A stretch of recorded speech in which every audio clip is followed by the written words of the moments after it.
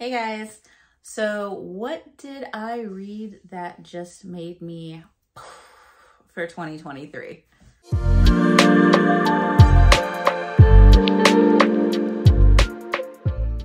Hey guys, if you are new here, welcome to the Book Path. I'm Nicole, and if this isn't your first rodeo, thanks for sticking around.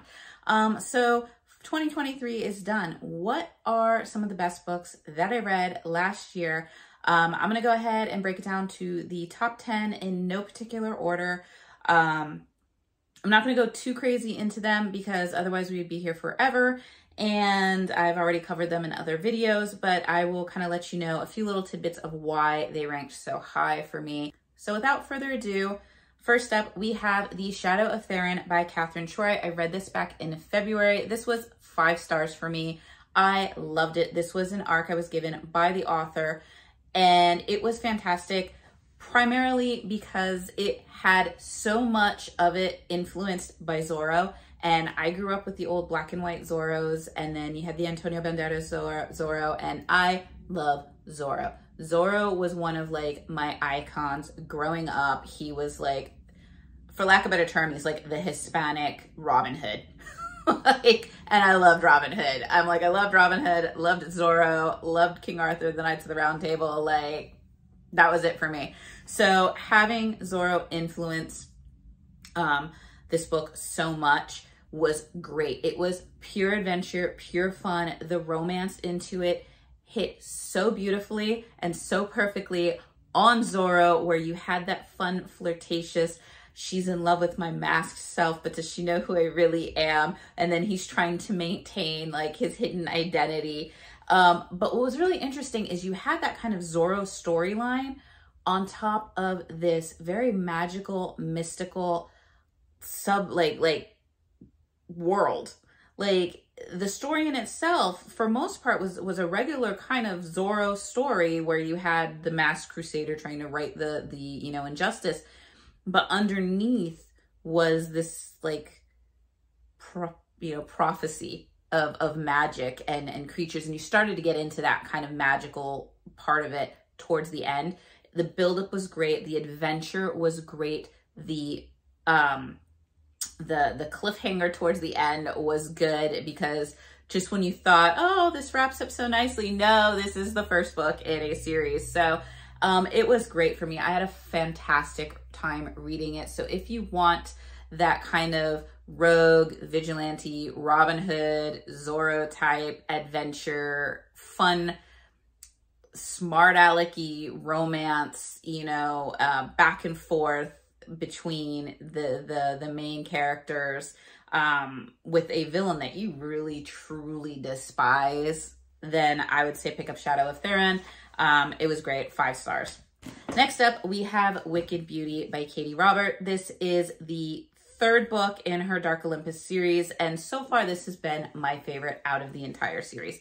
If Dark Olympus is the world, that's kind of, if you have mafia or different syndicates that run a society and run a city based on the Greek myths of old. So in this story, you have, basically it is in Achilles and, let's see. It is an Achilles and Patroclus retelling, as if they both are in their relationship, but they also start having healings for Helen, who is on her way to compete to win the title of Ares, the god of war. But in this is basically just the business sector of the war for the cities. And so you have Helen trying to find her way and fight for herself in this to have her own powers, and Achilles and Patroclus are kind of doing it for the same reasons. There is slight enemies to lovers, definitely butting of heads. What I loved so much about this, aside from it being extremely spicy, is the way that the relationship dynamics played out. There was such an emotional balance between the 3 of them, that it was the way that one of them would make up for the shortcomings of another, and that they really did kind of complete this triangle, and not like in a love triangle sort of way. It's just that they were all kind of part of it, and that's the only shape I can think of with 3 points. So we're going with that. But they just completed each other so well that they were able to really be there for one another. And I thought that that relationship dynamic was written so well in this, and probably one of the better, you know, relationship dynamics I've read in any book, really, just because it does address those shortcomings that we all feel, those insecurities that we all feel. This was great for that. So I highly recommend it. Be forewarned, it is extremely spicy. This is a male, female romance. So, you know, obviously, I know some people will or will not read that. I didn't have a problem with it. I thought the way that it was written very well. And this was definitely, like I said, this is my favorite in the series so far. So 5 stars, recommend. The next up I have, I don't have the book because I borrowed it from my mother-in-law and I returned it, but that was The Serpent and the Wings of Night by Carissa Broadbent. I know this is no surprise because it's been a lot of other people's, you know, more favored picks for 2023. This was a great fantasy romance competition read with a world of vampires and, you know, different factions of vampires warring for a throne. Enter the mortal kind of daughter, if you will, of the current king, and how she has to survive the competition to get the gift of the goddess. And the competition was written well. The relationship dynamics, as far as not necessarily the romance, but the teaching each other kind of about life a little bit was really well. The teamwork that they had together was great. That kind of led into the romance. When the romance does start to happen, I mean, there's really only one real spicy scene, but it is an intense one. But the world was really great. The emotional pull that you felt towards the characters was fantastic. So I highly recommend it. Like I said, once again, 5 stars, loved it. Romance, good. The spicy scene, good. The competition aspect, great. World building, great. So 5 stars, once again, will recommend. Next up, because of course, you know, I'm going to have a JLA book on here. That is no surprise. That is The Crown of Gilded Bones. I am still, like, I think 2 books behind in the series getting caught up. But this is obviously the story between Poppy and Cass. And what can I say? I love Cass.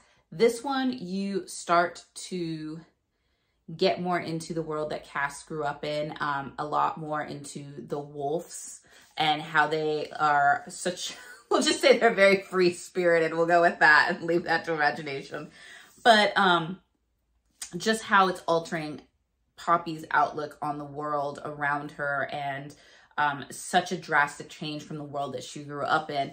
And then also the knowledge of what she's finding out of who she truly is and where she is in the world and who her real family is, was kind of, you know, one of those like head mind, you know, bomb explosion type things happening. And, you know, the emoji with the, you know, definitely that. So I loved it. I love Cass. I'm like, I really do. He's such a great character. And he is like everything that Poppy needs at that time.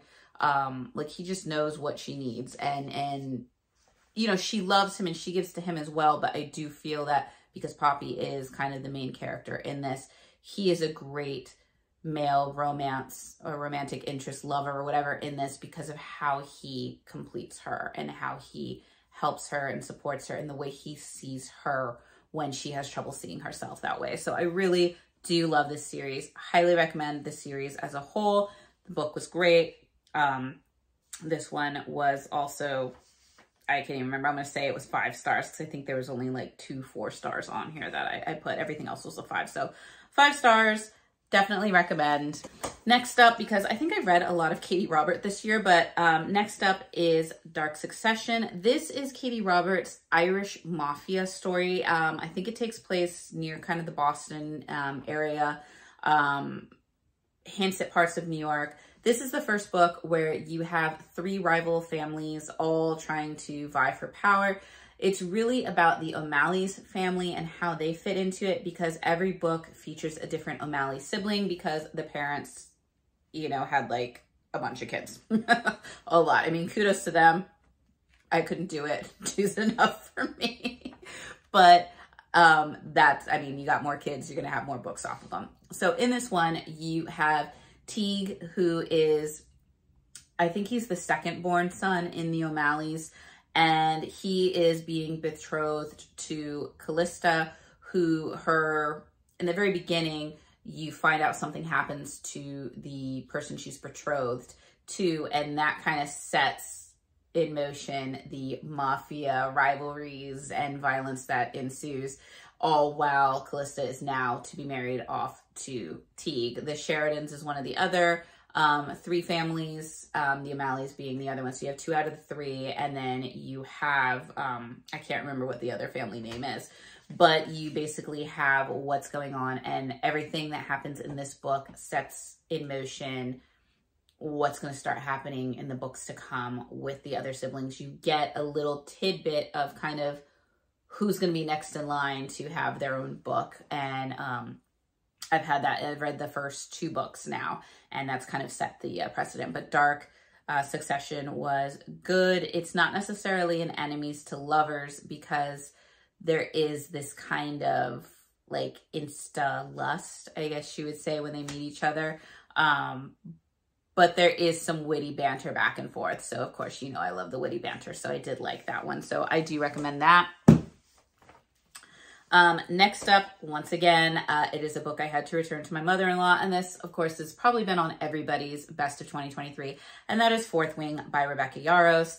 Obviously, it has dragons, it has dragon rider training, like some Hogwarts school for like becoming a battle badass, and some romantic scenes that affect the weather, and if you know, you know. And was that great? Absolutely. I love the little golden dragon. She is it for me. She is the cutest, most adorable little thing. And if anybody anywhere, I know I've said this before when talking about this book, but if anybody anywhere discovers that somebody is making a plushie of this little yellow dragon, golden dragon, let me know, because I need it. It's not a want, it's a need. It's a need. She's just the sweetest, cutest little thing. I did kind of predict what was going to happen towards the end of the book, as far as who shows up and makes an appearance and where it might go from there. There was, I will say, I loved the kind of tension that kind of happened. There is a love triangle, but I enjoyed it. It was slow. I will agree with some of the reviewers where they said that it is a book that is a slow start where you can really get into it. I felt about maybe 200 pages in, when they got to the wall climb, the obstacle course kind of on the wall, that was where the story started picking up for me, and just whoosh, right up there. So, and it was enough to, like, with the events that happened after that, it was enough to compensate for it feeling slow in the beginning. So, it was a really well done book, and I do have the sequel, Iron Flame, to be read, hopefully this month in January. We'll see if I can get to it, because it is for Final Book Support Group, which is only weekend, and that is a big book. So we will see. Next up is Twisted Games, which is book 2 in the Twisted series by Anna Huang. I liked this one more than the first one. Obviously, this is basically your bodyguard romance, bodyguard princess romance. What I liked so much, I mean, the spice, honestly, I'm not really enjoying the type of spice in there. This is very Dom sub series, which the sub part of it tends to border a little bit almost on humiliation for me, which is not what I'm about. But I liked it was kind of, and I don't want to say enemies to lovers, but there was that kind of loathing in the beginning, to an understanding, to a friendship, to the want but can't have, as you see Reese protect Bridget as she has to be her royal self. So it was really interesting, a little predictable on how you thought it was going to come about towards the end. But I loved that. Obviously, in the party scene towards the end, and you're meeting some of the cast of characters that you've seen in this series so far, you're starting to see where the beginnings of their love stories, which are in book 3 and 4, which I still have to read, where they're going to take off. So I am enjoying the series. This was, you know, I think it was a 5-star read for me, because even though I wasn't a huge fan of the spice, it fit their relationship, which, you know, was well, you know, it was good for them. And I did, you know, who doesn't love a really good looking bodyguard. You just, yeah, we'll leave it at that. We'll leave it at that. I'm not going to go anymore. So that one was also a good read. Next up is, I can't pick just one because majority of the books were 5 or a 4-star. And if you've been watching my recent videos, you know the entire Ruthless Boys of the Zodiac series by Caroline Peckham and Susan Valenti. I started reading Zodiac Academy, figured out pretty early on after book 2 that there was sort of a prequel series that takes place 5 years prior to the events in Zodiac Academy. With the Ruthless Boys of the Zodiac, they go to a different academy, which is in your more not so nice area of Solaria. And you have some rival gangs going on. And this, once again, is a reverse harem type of tale. I loved it. I loved the main female character. She was a spitfire. She could hold her own against them. The antics that she would pull, the way she played around with them and like kept them in check was fantastic. The guys were really well written. I loved that each guy had a lot of strength and a certain amount of bravado, but they also had some sort of insecurity or some sort of trouble that was relatable, but also real for that character. Like, it wasn't a push, it wasn't an extreme. It felt fitting for those specific characters. I will say my favorites out of the 4 guys was Leon, who was the lion shifter. I loved his playfulness.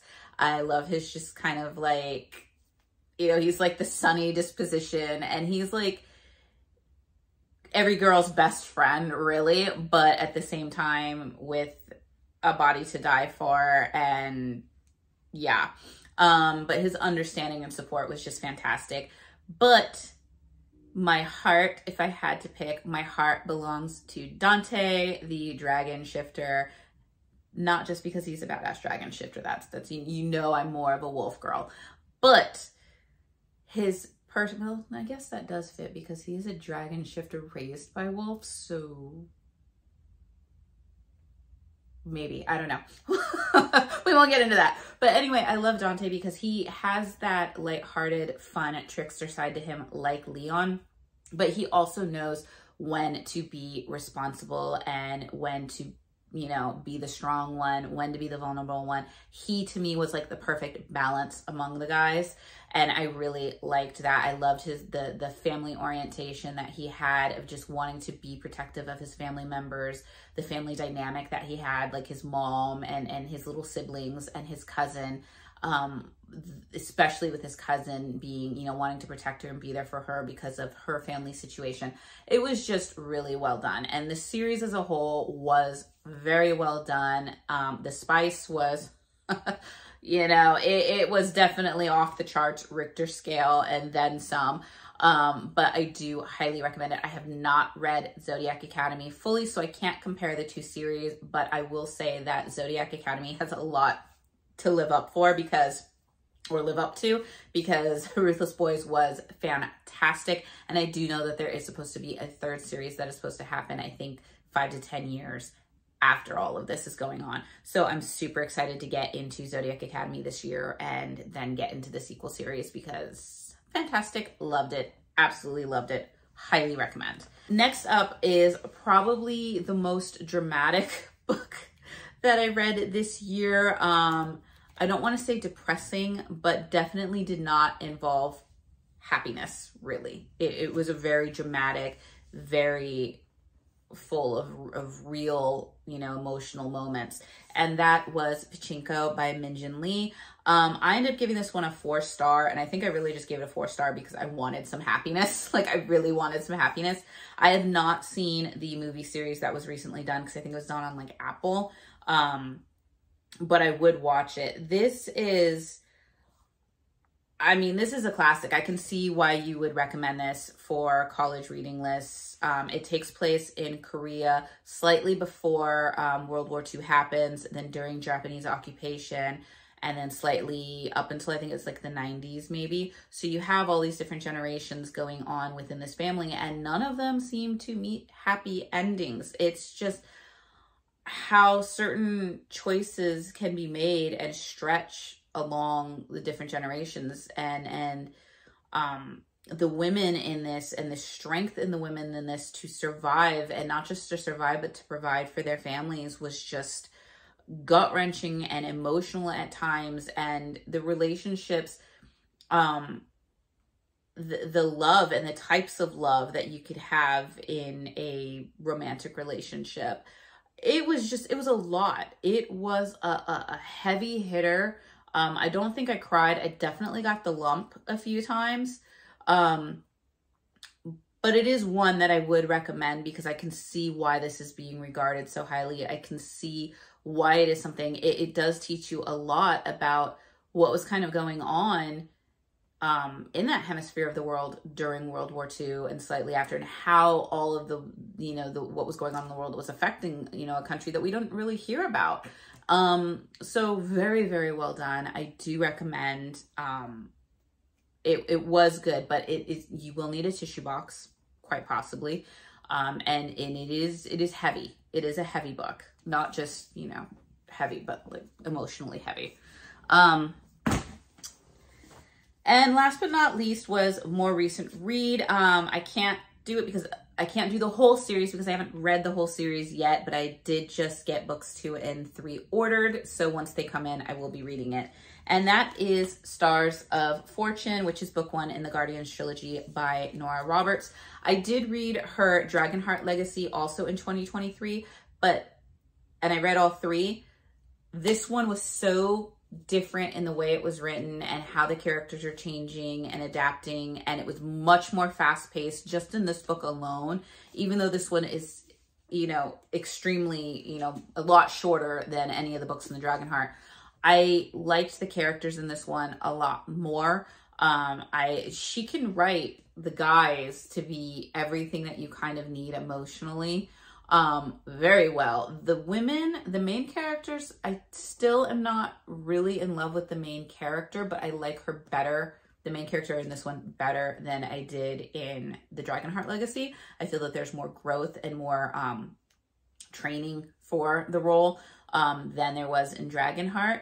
But the side characters or the side female characters in any Nora Roberts book are fantastic. Like, I almost feel like a lot of the times when I'm reading when I read the Dragonheart Legacy and then when I'm reading this one, I am rooting so hard for the side characters in this more than the main, heroine, if you will. But what I like about this is it's not just, one girl getting the power to help save the world. This is about a team building together, and they're, trying to find these stars of legend to conquer evil. And it was just a lot of fun. It was a lot of fun. You have some adventure going on. You have like this, once again, ragtag group coming together. Everybody's not what they seem, so you're figuring that out. And just, it was fun. I had fun reading it, and I liked it, and I enjoyed it. And I mean, I enjoyed it enough to go pick up the next 2 books. So so this one I would also recommend, if you liked Dragonheart, or even if you maybe were on the fence with Dragonheart and maybe you were wanting something that was a little bit more quick paced, maybe had a little bit more, there are a lot of pop culture kind of jokes in this one to comic books and Star Wars and like fun shows, probably more towards the 90s. So if that hits you, then this is definitely going to be a book up your alley. And so that is it. Those are my 10 most favorites of the year. There were a lot of really good reads, so it was getting hard to try to pick and choose because not all of these were my 5-star reads. Not all of them were not 5-star, if that makes sense. I don't know if it does, but there are still some 5-star reads that were on my list that I did not mention, but these were the ones that I enjoyed or left a mark on me more so than some of the other books did. So let me know if you've read any of them and what were your thoughts. Do you agree or disagree with them being on the list? Let me know what some of your favorite reads for 2023 were in the comments below. And once again, I hope you guys are staying warm, staying healthy, and enjoying your beginnings. And enjoying your beginnings to the new year. And I look forward to seeing you guys in the next video. Bye.